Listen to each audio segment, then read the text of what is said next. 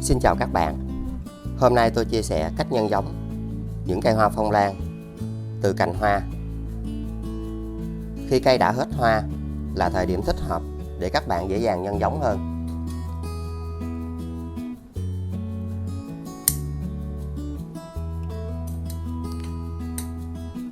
Sau đó các bạn hãy sử dụng một tép tỏi.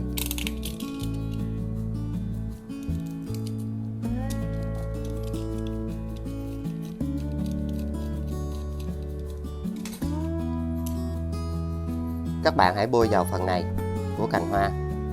Nó sẽ giúp cho phần này được khô một cách tự nhiên. Vì trong tỏi luôn có tính kháng khuẩn và khử trùng.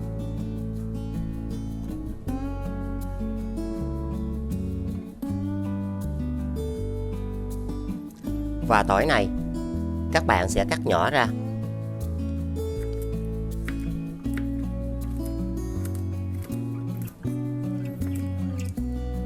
Đây là một trong những cách làm tiết kiệm nhưng sẽ rất hiệu quả cho những cây hoa lan được phát triển chồi.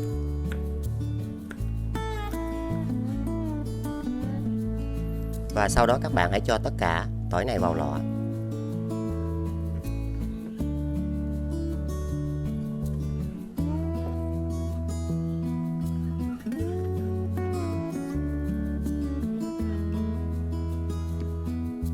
Các bạn sử dụng cà phê được xay nhuyễn từ hạt. Nó luôn có chứa nhiều dưỡng chất rất tốt cho hoa lan. Và hãy dùng một thìa nhỏ. Cho vào 500ml nước lọc.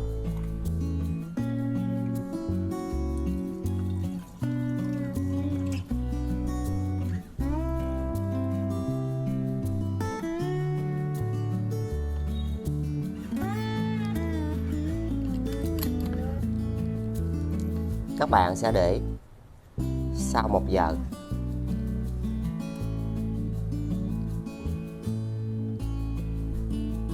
Những cành hoa này, những vị trí hoa đã nở, các bạn không sử dụng được. Và những phần dưới này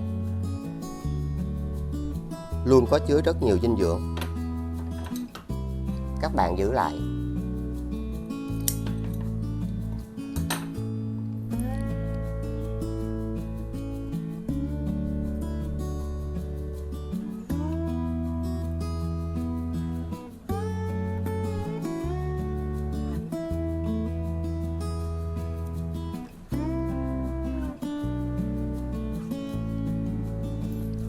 Sau đó hãy gỡ lớp vỏ này ra.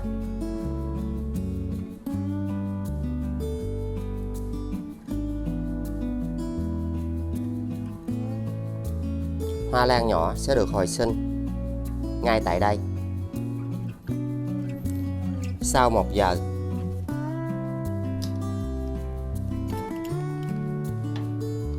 các bạn sẽ lọc vỏ cành.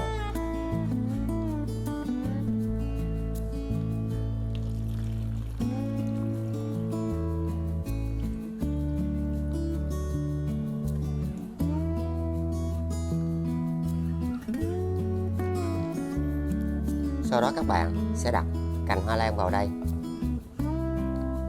Cho nước này vào.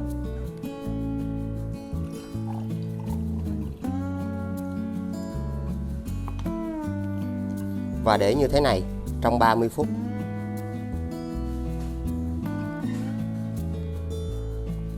Và hãy sử dụng phần nước còn lại này. Các bạn sẽ chăm sóc cho các chiếc lá. Nó sẽ giúp cho những cây hoa lan không bị nấm, côn trùng. Và đây là một trong những chất hữu cơ bền vững và hiệu quả cho hoa lan phát triển nhanh. Nó sẽ giúp loại bỏ các loại côn trùng và nấm trên hoa lan rất tốt. Và hãy áp dụng cách làm này 15 ngày một lần.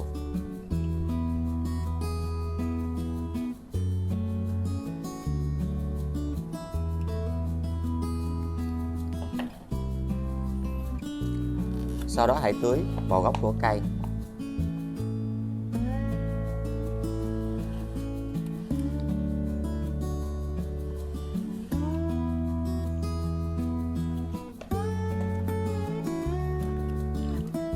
hoa lan sẽ phát triển rất xanh và khỏe mạnh. Sau 30 phút lấy ra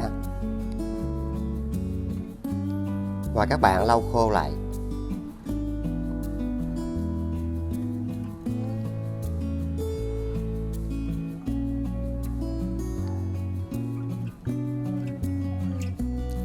Sau đó hãy sử dụng một cây nến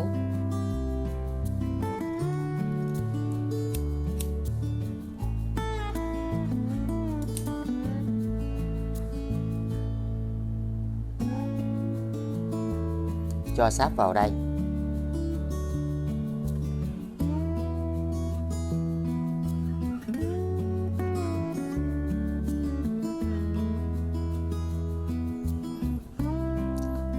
Và cách làm này nó sẽ giúp cho phần này được khô và không thấm nước. Các bạn hãy sử dụng một miếng mút hút ẩm.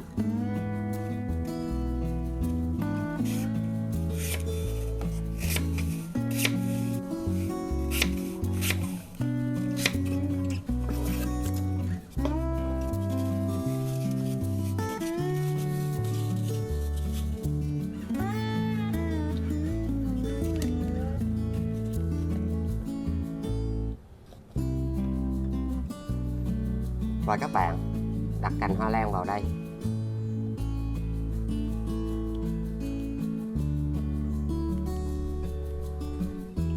Sau đó sử dụng nước lọc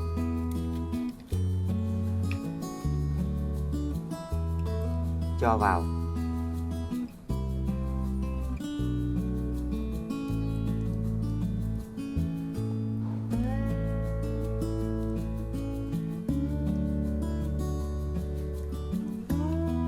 Các bạn hãy kiểm tra để thêm nước. Mút này sẽ được hút ẩm lên để giúp cho gốc cây luôn giữ ẩm. Và nếu nước bị bẩn, hãy thay bằng nước khác. Đặt cây ở nơi có ánh sáng, khô ráo, thoáng mát.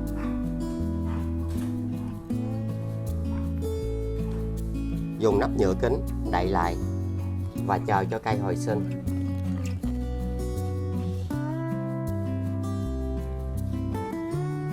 Và đây là kết quả sau 4 tuần tiếp theo.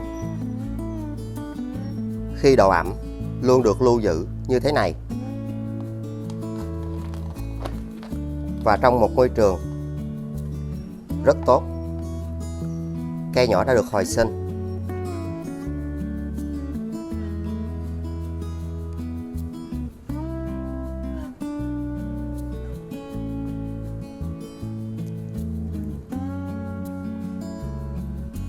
Khi các bạn sử dụng phương pháp này thì độ ẩm luôn được duy trì.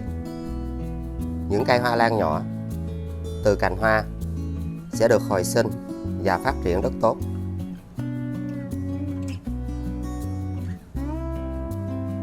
Và một trong những biện pháp đơn giản nhất là các bạn hãy đặt cây ở những nơi có nhiệt độ từ 24 đến 29 độ, ở những chỗ có thời tiết ấm áp, thì hoa lan sẽ được hồi sinh rất khỏe mạnh.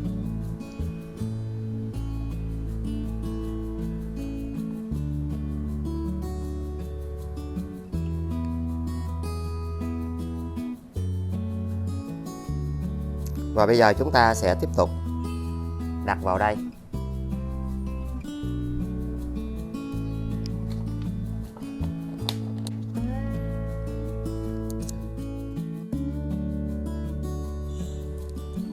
Sau 2 tháng tiếp theo, cây hoa lan đã được phát triển trên cành hoa.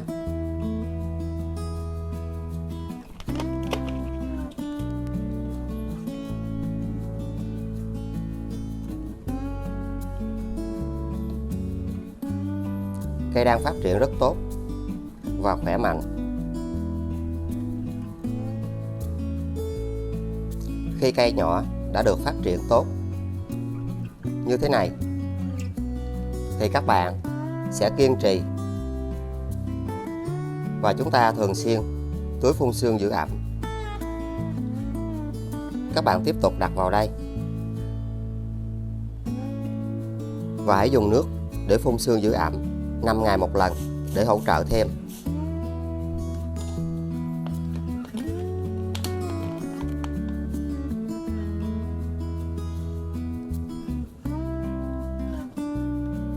Và đây là kết quả sau 1 tháng tiếp theo.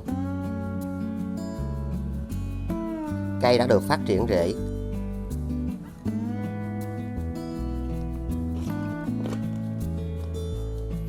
Cây nhỏ đã phát triển rất xanh tốt và khỏe mạnh.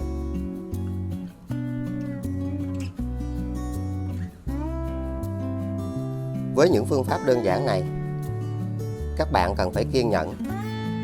Vì đối với những cây hoa lan thì luôn có những cây nhanh và những cây rất chậm. Mình luôn có chia sẻ nhiều cách, các bạn có thể xem và hãy lựa chọn những cách làm riêng của mình. Một phương pháp rất tuyệt vời cho những cây hoa lan được hồi sinh. Các bạn có thể xem thêm từ những phụ đề mà mình đã có chia sẻ. Giai đoạn này các bạn sẽ rất yên tâm để trồng lại và giúp cho hoa lan được phát triển nhanh hơn khi ở môi trường bên ngoài.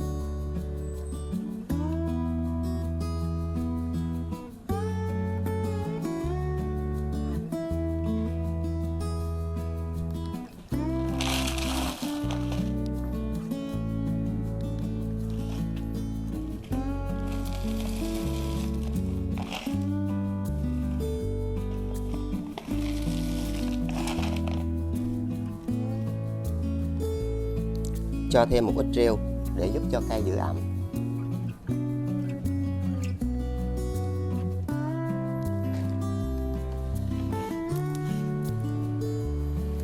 Đừng quên like, chia sẻ, đăng ký kênh và nhấn chuông để tiện theo dõi.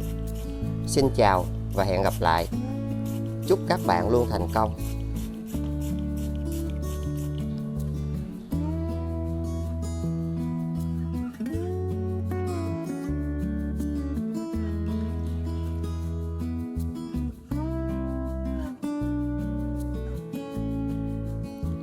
Xin chào các bạn. Khi chúng ta có những cây hoa lan, những chiếc lá trên đây vẫn còn xanh, nhưng rễ đã bị hư. Hôm nay tôi chia sẻ một cách làm đơn giản để các bạn có thể hồi sinh dễ dàng những cây hoa lan này. Chất trồng đất ẩm ướt, nó đã làm cho rễ bị hư toàn bộ.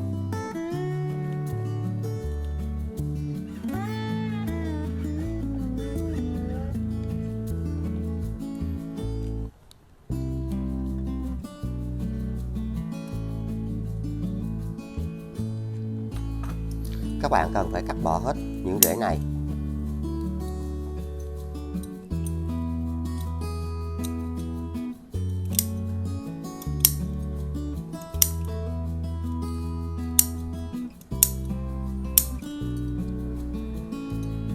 Vì những rễ này đã bị hư nên các bạn cần phải cắt ngang đây.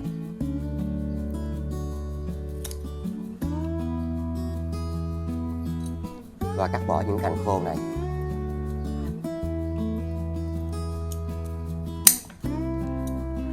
Những chiếc lá ở gần gốc đã bị vàng và chúng ta nên gỡ bỏ.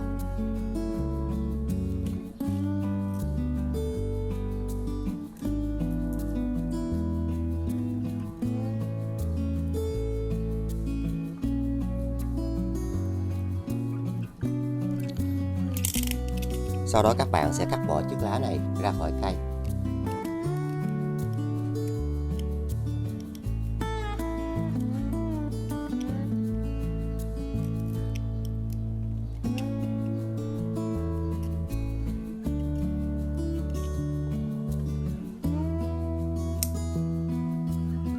Và khi phục hồi bất kỳ một cây hoa lan nào, các bạn cần phải rửa cho thật sạch.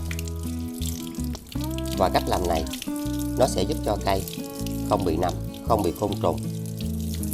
Khi những chiếc lá được làm sạch cũng sẽ thúc đẩy giúp cho những cây hoa lan được hồi sinh nhanh và rất dễ.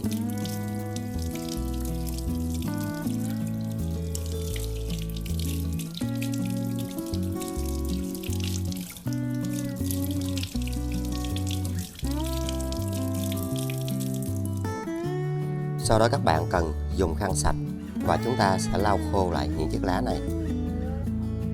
Nó sẽ giúp loại bỏ bụi bẩn. Nếu như côn trùng còn bám dưới lá thì khi làm cách này nó sẽ giúp cho những chiếc lá được sạch và cây dễ dàng phục hồi được nhanh.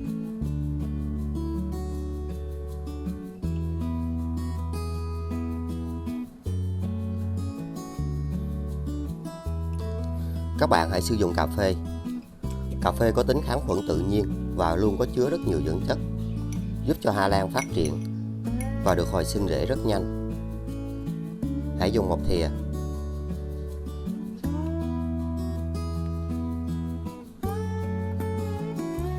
Cho vào 500ml nước đun sôi.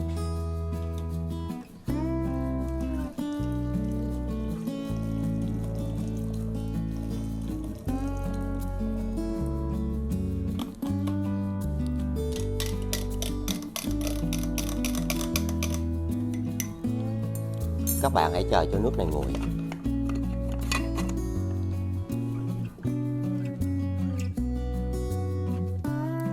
Sau khi nước cà phê đã nguội, các bạn hãy lọc vỏ cặn.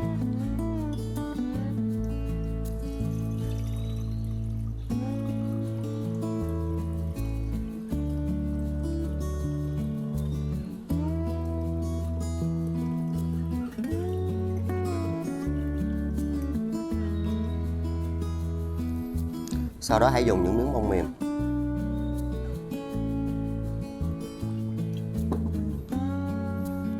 Các bạn sẽ lau cho các chiếc lá. Và cách làm này nó sẽ giúp cho những chiếc lá được phục hồi.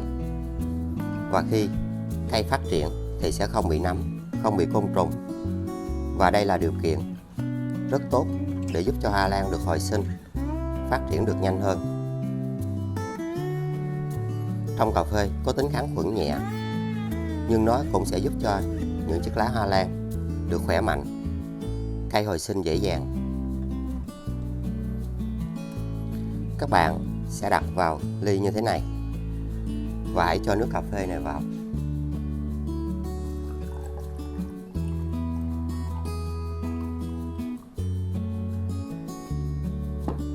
Hãy ngâm như thế này trong 30 phút.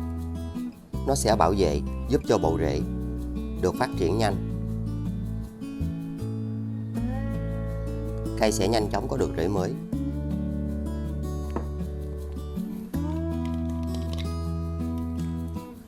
Phần nước cà phê còn lại các bạn đừng bỏ đi.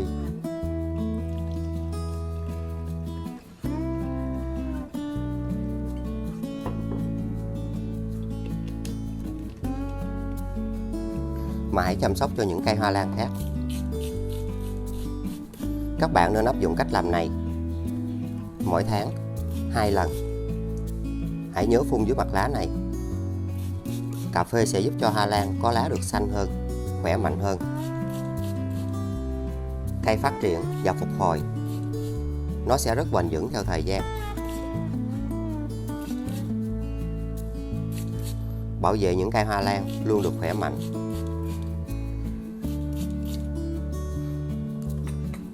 Và nó sẽ thúc đẩy, giúp cho rễ phát triển nhanh.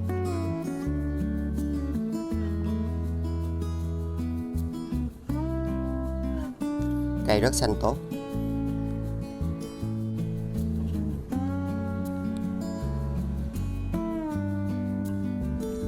Dùng nước cà phê để chăm sóc thì bộ rễ sẽ được bảo vệ. Hoa lan phát triển vượt trội hơn.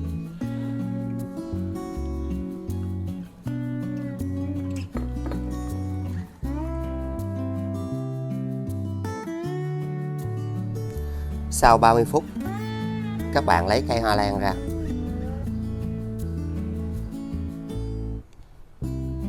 Và sau đó chúng ta sẽ lau lại cho thật khô.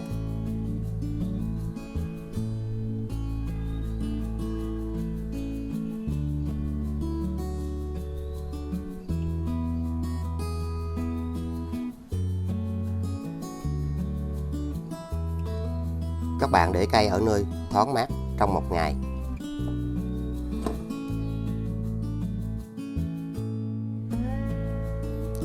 Và sau 1 ngày, khi các bạn thấy gốc cây đã được khô trở lại.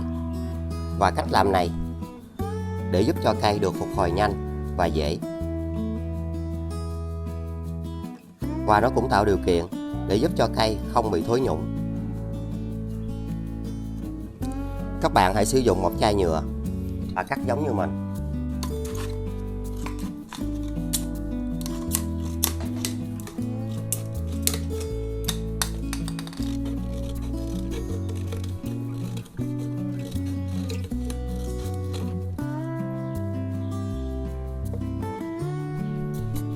Sau đó sử dụng một sợi dây hút nước.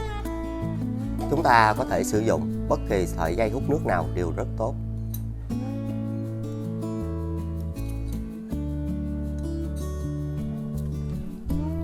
Các bạn sẽ cột lại phần gốc của cây.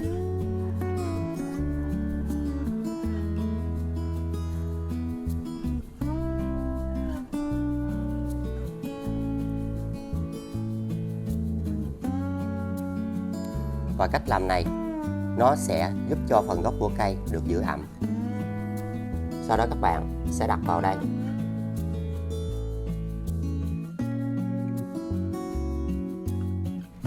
Các bạn cho nước vào.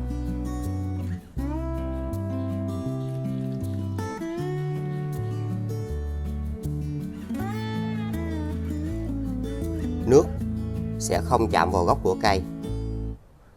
Dây này sẽ được hút nước lên để giúp cho gốc cây ẩm nhưng không ướt.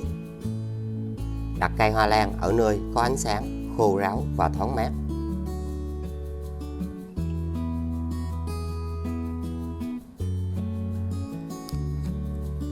Sử dụng nước để phun sương hỗ trợ giữ ẩm cho lá 5 ngày một lần.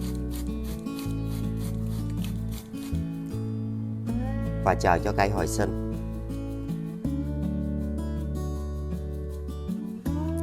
Và đây là kết quả sau 1 tháng tiếp theo. Rễ đã được phát triển. Với cách làm này, các bạn sẽ rất dễ dàng để giúp cho những cây hoa lan luôn phát triển rễ. Cây sẽ luôn khỏe mạnh hơn. Chiếc lá mới đã phát triển thêm. Rất xanh tốt và rất khỏe mạnh.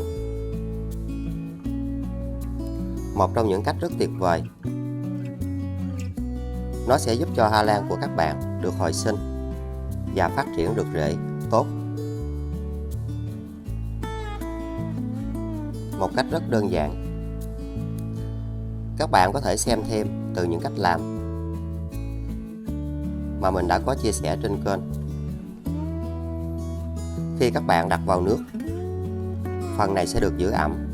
Nó sẽ tạo điều kiện giúp cho rễ ở đây phát triển và chiếc lá mới sẽ được xanh. Những chiếc lá này sẽ được hồi sinh. Và giai đoạn này các bạn sẽ rất yên tâm để trồng lại cây hoa lan này. Chỉ với nước, các bạn có thể dễ dàng để giúp cho cây được phát triển nhanh hơn. Mình luôn có chia sẻ nhiều cách. Các bạn có thể xem. Và trên kênh cũng đã có thêm nhiều phụ đề. Các bạn hãy lựa chọn những phụ đề phù hợp.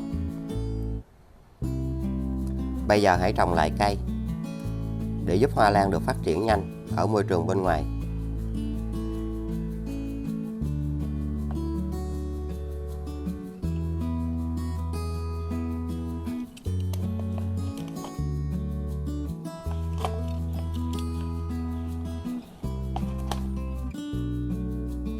Sẽ trồng lại bằng vỏ thông.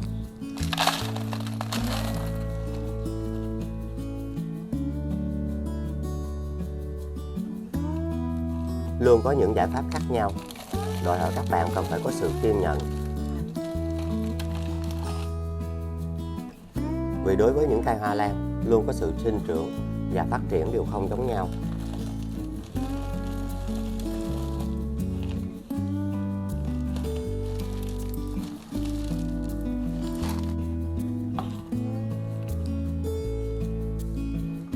Đừng quên like, chia sẻ, đăng ký kênh và nhấn chuông để tiện theo dõi.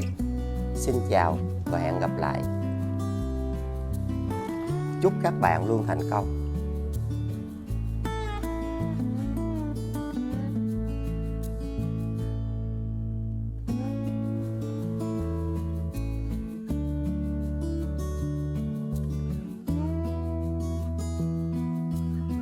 Xin chào các bạn. Hôm nay tôi chia sẻ cách hồi sinh nhanh những cây hoa lan đã bị thối. Những cành hoa này đã bị khô và đã bị nhiễm nấm rất nhiều. Những chiếc lá trên đây đã bị thối. Và những cây hoa lan như thế này luôn có rất nhiều nấm và vi khuẩn. Với những cây hoa lan như thế này, các bạn đừng vội bỏ đi. Hôm nay tôi chia sẻ cách hồi sinh rất nhanh.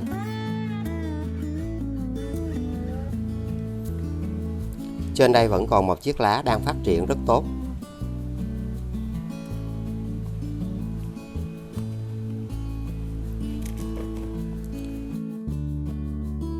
Tất cả những chiếc rễ này đều đã bị hư. Chất trồng rất ẩm.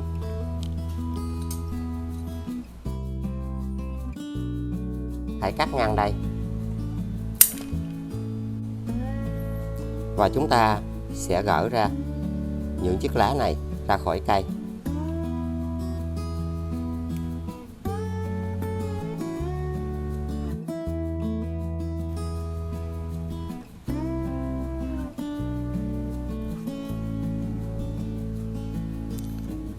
Phần này các bạn cần phải làm cho thật kỹ, vì trên đây có rất nhiều nấm và vi khuẩn.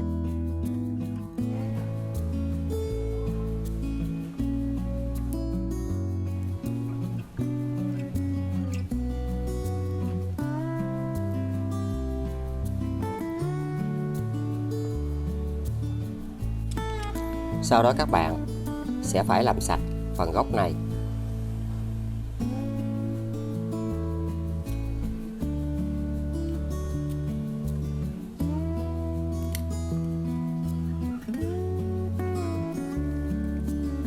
Vì những phần này khi chúng ta hồi sinh thì sẽ rất ảnh hưởng đến cây hoa lan.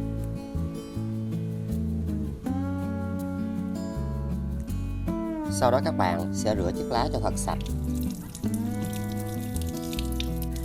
Với mọi cây hoa lan khi đã bị thối thì chúng ta cần phải làm cho thật sạch, vì những chiếc lá này tuy vẫn còn xanh tốt nhưng đề kháng của cây rất kém.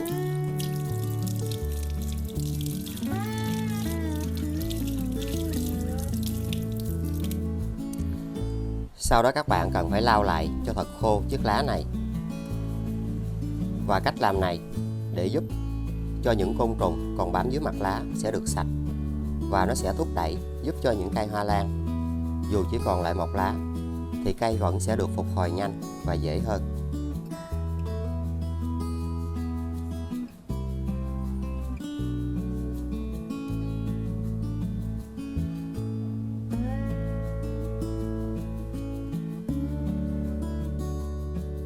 Hãy sử dụng cà phê.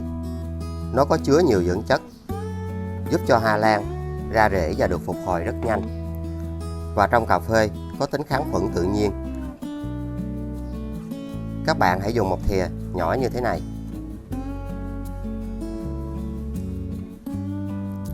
Cho vào 500ml nước đun sôi.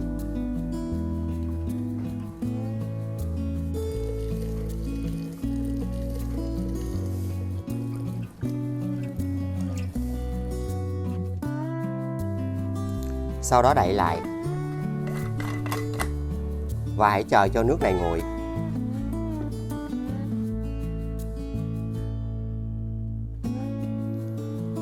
Sau khi nước này đã nguội, dinh dưỡng sẽ rất nhiều. Các bạn sẽ lọc vỏ cạn.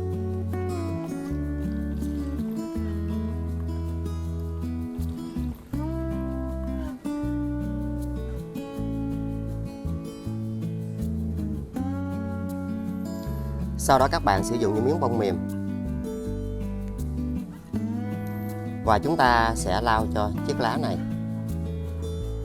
Nó sẽ giúp cho những cây hoa lan của các bạn khi phục hồi lại thì những chiếc lá như thế này sẽ được phục hồi nhanh hơn, và nó sẽ giúp cho hoa lan không bị nấm và côn trùng trong suốt quá trình phục hồi cây.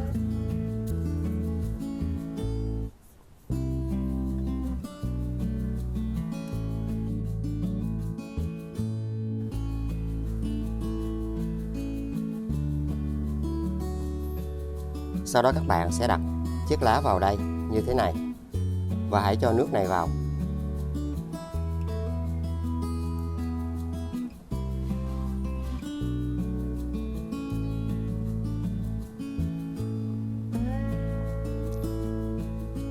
Các bạn cần ngâm phần gốc hoa lan trong nước này trong 30 phút.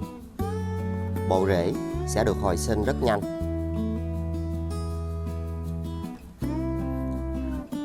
Và phần nước này các bạn đừng bỏ đi.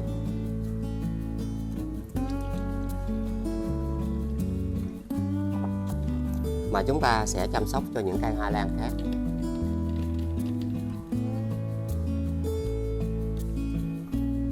Các bạn sẽ phun trực tiếp lên những chiếc lá này. Nó sẽ giúp cho hoa lan của các bạn không bị nấm, côn trùng như là các loại bọ trĩ, nhện, riệp.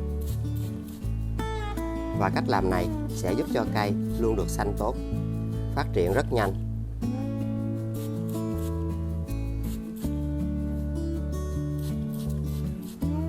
Những chiếc rễ sẽ phát triển rất khỏe mạnh.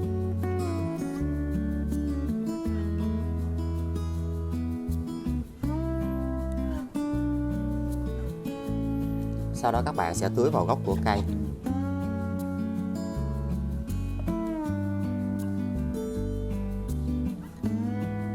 Nó sẽ giúp cho bộ rễ luôn được bảo vệ. Và những cây hoa lan như thế này sẽ luôn được xanh tốt. Cây phát triển rất nhanh và luôn khỏe mạnh.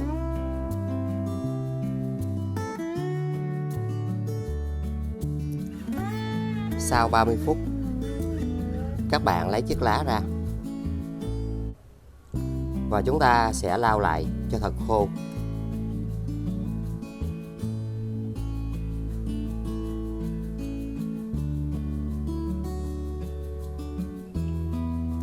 Sau đó các bạn sẽ để chiếc lá ở nơi mát trong 1 ngày.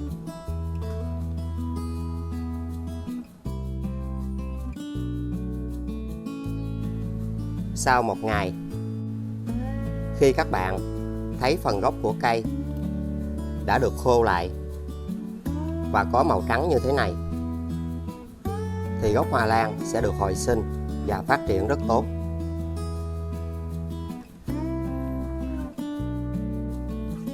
Các bạn cần sử dụng tỏi. Tỏi sẽ giúp cho cây kháng khuẩn khử trùng và cũng giúp cho cây ra rễ rất nhanh.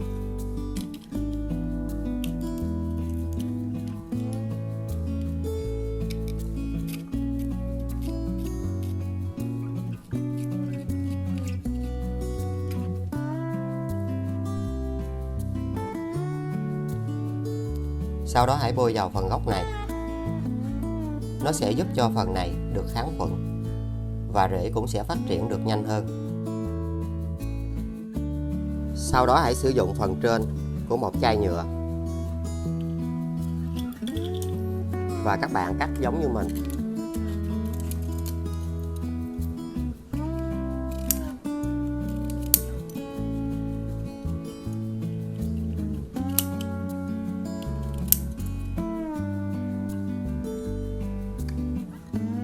Dùng một miếng bông hút nước như thế này.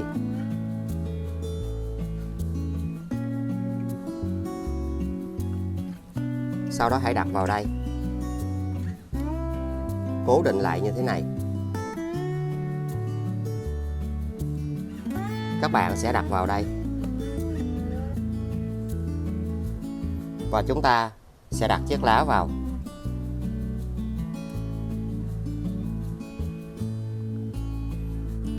Các bạn sử dụng nước lọc và hãy cho nước vào đây.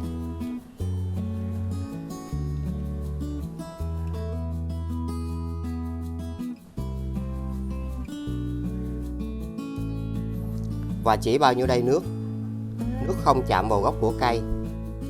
Và miếng bông này sẽ hút ẩm lên để giúp cho gốc cây được giữ ẩm tốt hơn. Các bạn chỉ kiểm tra để thêm nước. Đặt cây ở những nơi có ánh sáng, thoáng mát và phải khô ráo. Và dùng một ly nhựa. Các bạn khoét những lỗ trên đây. Nó sẽ giúp giữ ẩm và ngăn côn trùng rất tốt. Sau đó chúng ta sẽ đậy lại.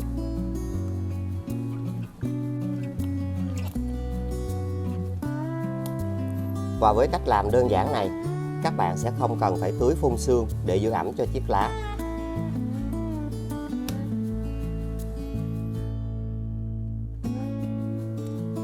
Kết quả sau 40 ngày,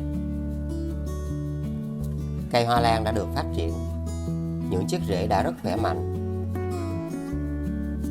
Một phương pháp rất đơn giản để các bạn hồi sinh. Hoa lan chỉ còn lại một lá duy nhất.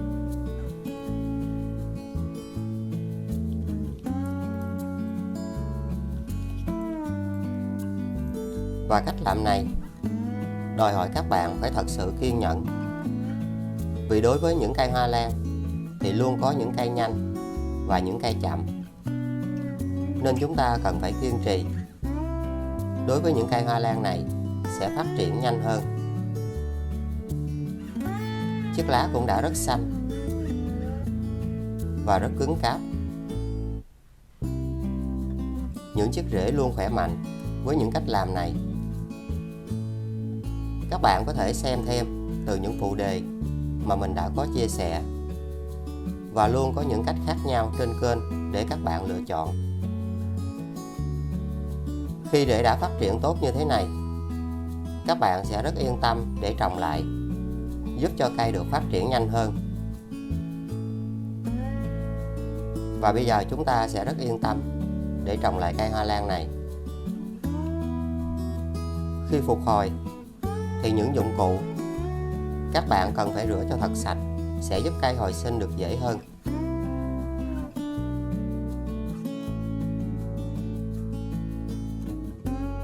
Các bạn sẽ trồng lại với vỏ thông.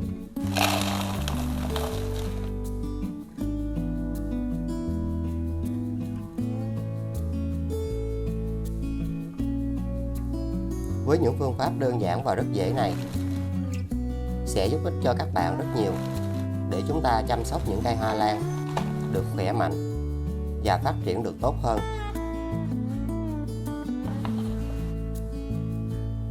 Tưới nước giữ ẩm. Đừng quên like, chia sẻ, đăng ký kênh và nhấn chuông để tiện theo dõi. Xin chào và hẹn gặp lại. Chúc các bạn luôn thành công.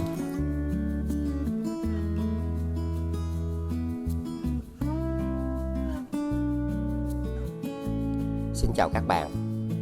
Hôm nay tôi chia sẻ cách hồi sinh nhanh một cây hoa lan khi những chiếc lá đã bị khô và đã bị nấm. Những cây hoa lan này các bạn đừng bỏ đi. Với một phương pháp đơn giản và rất dễ, chúng ta sẽ hồi sinh và phát triển được cây hoa lan này rất nhanh.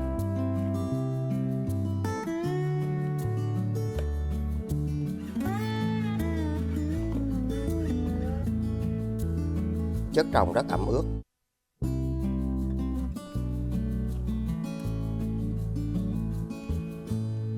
Các bạn hãy bỏ hết chất trồng này.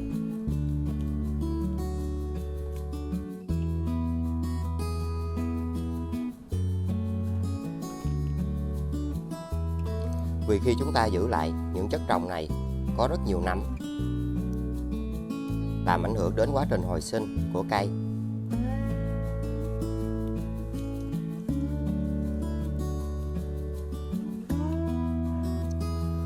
Các bạn hãy kiểm tra thật kỹ khi cắt bỏ những rễ hư và những rễ thối.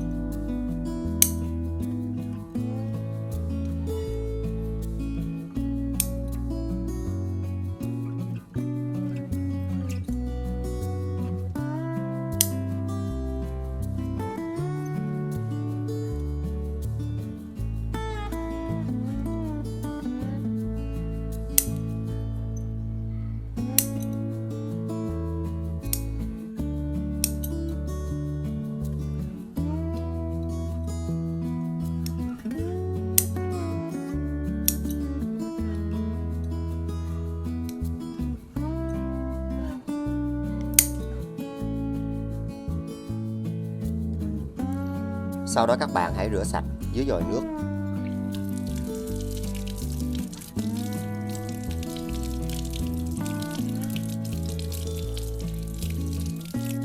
Và những phần gốc bị đen này chúng ta không cắt bỏ.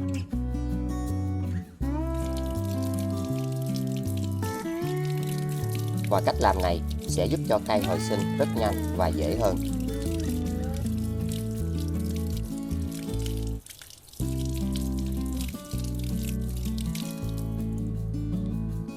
Sau đó các bạn cần kiểm tra kỹ lại những chiếc rễ này.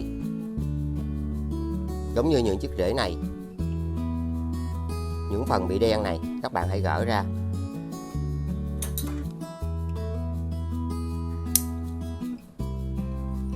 Và chúng ta sẽ dùng khăn sạch lau khô lại.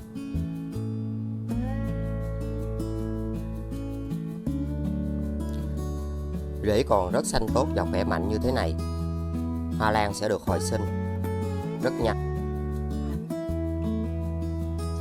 Các bạn sử dụng bột cà phê.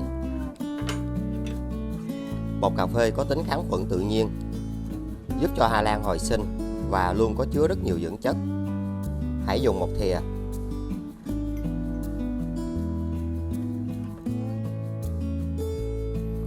Cho vào 500ml nước đun sôi.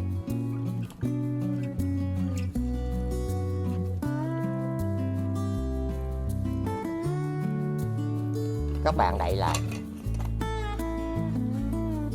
và hãy chờ cho nước này nguội.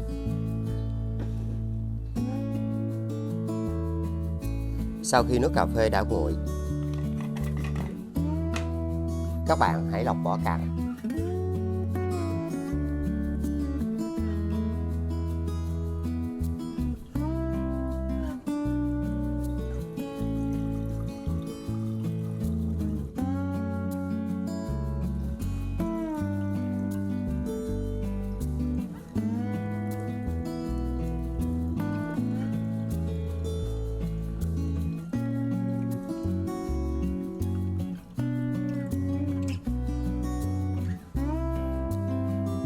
Sau đó các bạn sẽ đặt những chiếc rễ vào đây.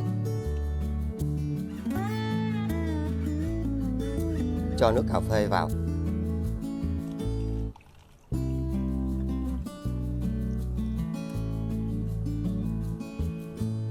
Các bạn sẽ ngâm trong 30 phút. Nó sẽ giúp cho cây được hồi sinh rất khỏe mạnh.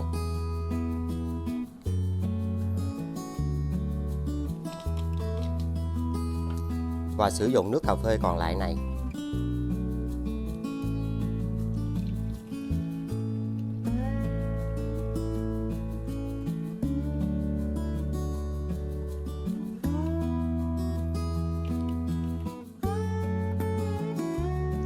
các bạn hãy chăm sóc cho những cây hoa lan. Nó sẽ giúp cho cây không bị nấm, không bị côn trùng. Hãy nhớ phun dưới mặt lá này. Chúng ta hãy áp dụng cách làm này mỗi tuần một lần. Nó sẽ giúp cho những chiếc lá không bị nấm, các loại côn trùng như là nhện, riệp hay là bọ trĩ. Thì những cây hoa lan sẽ được bảo vệ rất khỏe mạnh, tạo điều kiện cho những chiếc rễ mới được hồi sinh. Hoa lan sẽ được khỏe mạnh và xanh tốt hơn. Những cành hoa sẽ được phát triển.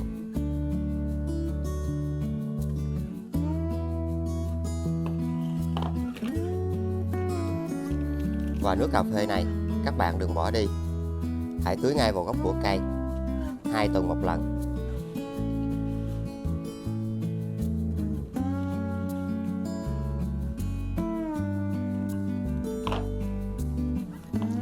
Hoa lan sẽ được bảo vệ xanh tốt.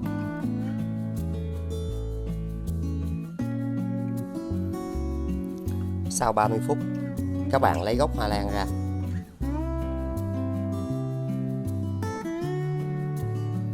Sau đó hãy sử dụng một tép tỏi.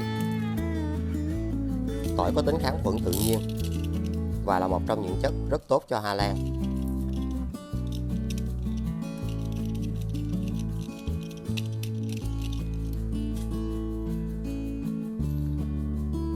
Các bạn bôi vào đây để giúp cho những phần này được kháng khuẩn tự nhiên. Nếu như có những phần đen của rễ, hãy bôi vào. Và những vết cắt này, nó sẽ giúp cho những phần này không bị thối trong quá trình hồi sinh cây.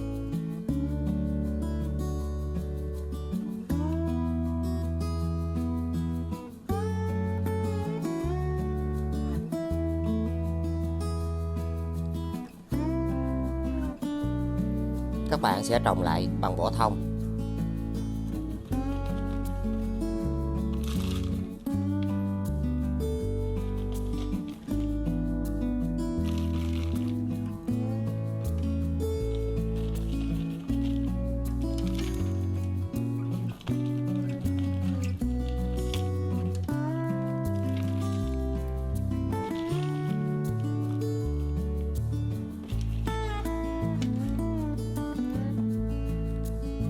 Cho vào rêu để giữ ẩm.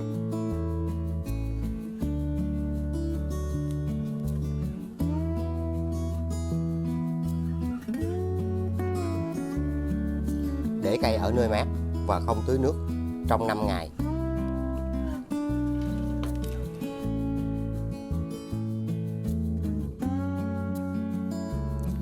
Và sau 5 ngày,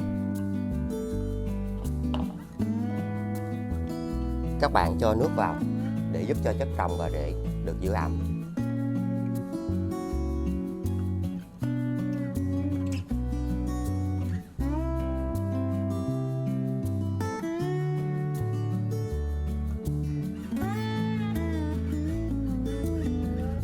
Và để trong 15 phút.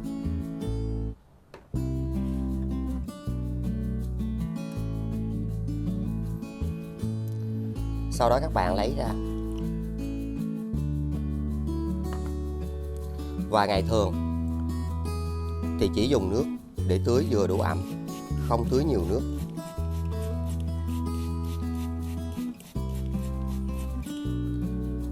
Đặt cây ở nơi có ánh sáng và thoáng. Dùng những chai nhựa có khoét lỗ đậy lại để giữ ẩm và ngăn côn trùng.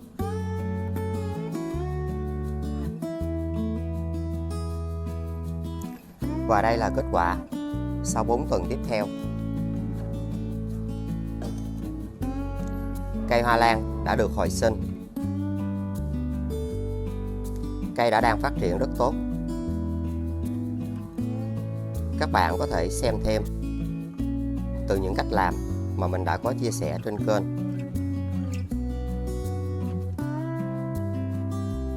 Rễ đã phát triển được rất khỏe mạnh. Một trong những cách làm rất đơn giản.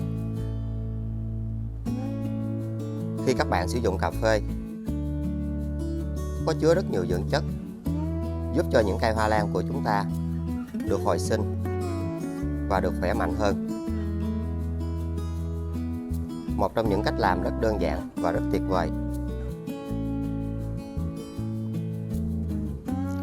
Khi cây đã được lớn và khỏe mạnh như thế này, mình chia sẻ thêm cách chăm sóc để giúp cho hoa lan được phát triển nhanh và được khỏe mạnh hơn.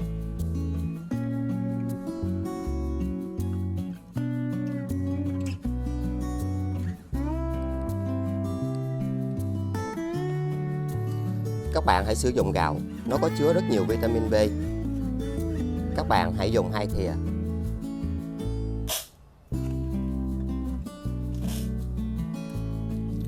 Cho vào 500 ml nước.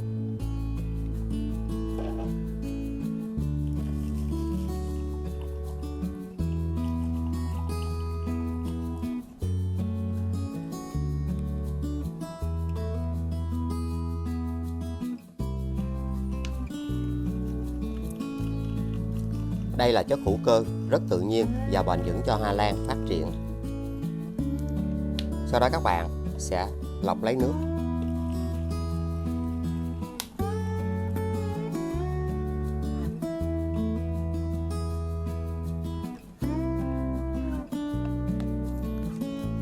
Sau đó hãy cho một ít vào bình phun.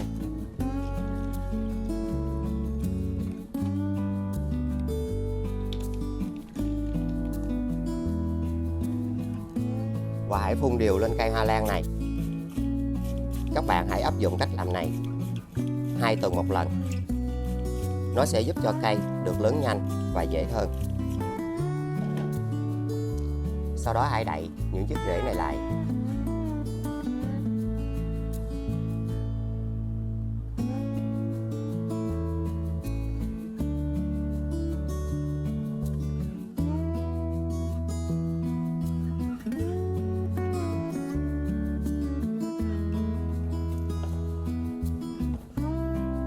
Và sau đó hãy sử dụng nước gạo này tưới ngay vào gốc của cây. Nó sẽ giúp cho cây nhỏ được lớn rất nhanh.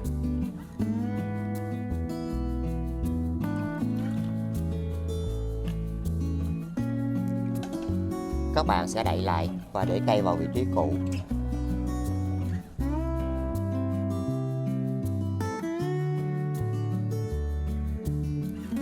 Và đây là kết quả sau 2 tháng tiếp theo. Hoa lan đã được phục hồi. Cây đang phát triển rất tốt và khỏe mạnh. Các bạn có thể xem thêm từ những cách làm mà mình đã có chia sẻ trên kênh. Rễ đã phát triển rất khỏe mạnh với cách làm này. Trên kênh mình cũng đã có thêm nhiều phụ đề. Các bạn hãy xem và lựa chọn những phụ đề nào phù hợp. Và mình cũng đã có chia sẻ nhiều cách để các bạn dễ dàng lựa chọn. Từ những phương pháp đơn giản này, các bạn sẽ rất dễ dàng hồi sinh hoa lan để giúp cây được phát triển nhanh hơn. Giai đoạn này, các bạn sẽ không cần phải đậy lại, mà hãy cho cây ra ánh sáng để giúp cây làm quen và phát triển nhanh hơn ở môi trường bên ngoài. Hãy cho thêm một ít rêu để giúp cho những chiếc rễ được giữ ẩm. Với những phương pháp khác nhau, đòi hỏi các bạn cần phải kiên nhẫn. Vì đối với hoa lan, luôn có những cây rất nhanh và những cây rất chậm. Đừng quên like, chia sẻ, đăng ký kênh và nhấn chuông để tiện theo dõi. Xin chào và hẹn gặp lại. Chúc các bạn luôn thành công